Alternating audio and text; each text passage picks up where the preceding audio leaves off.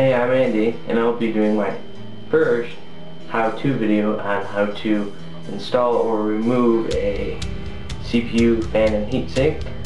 And to do that, I'll be using a screwdriver.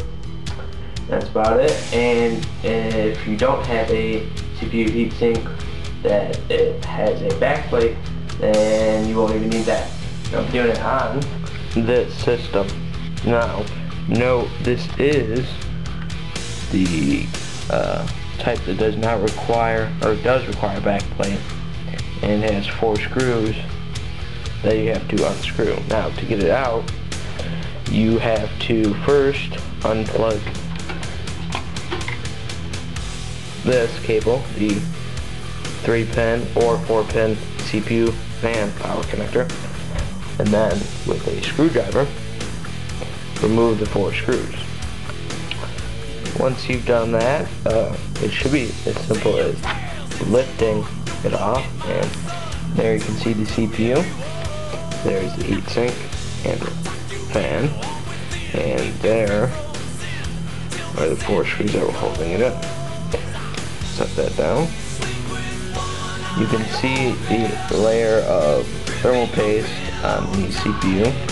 Also, it is on the heatsink, and normally when you take off your heatsink, I recommend that you remove the layer of thermal paste on the CPU and heatsink. That way you have a fresh coat, and you are sure that it has been applied properly, and you're getting the best thermal conduction from the CPU to the heatsink.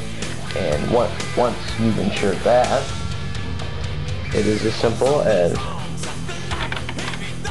setting the heatsink back, and then you proceed to screw back in the 4 screws and then reconnect this cable. If you're trying to achieve the best cooling possible, you're going to want to ensure that your cables are neatly tucked away on the side, and if you have any cable management holes on your case, that you use those to the full extent to achieve the maximum airflow through the case that's possible.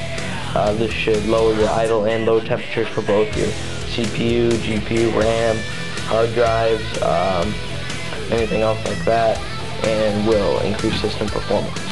Hope this helps you out if you're trying to install or remove a CPU heatsink, and check out my website at anyreviewhub.tk. Thanks.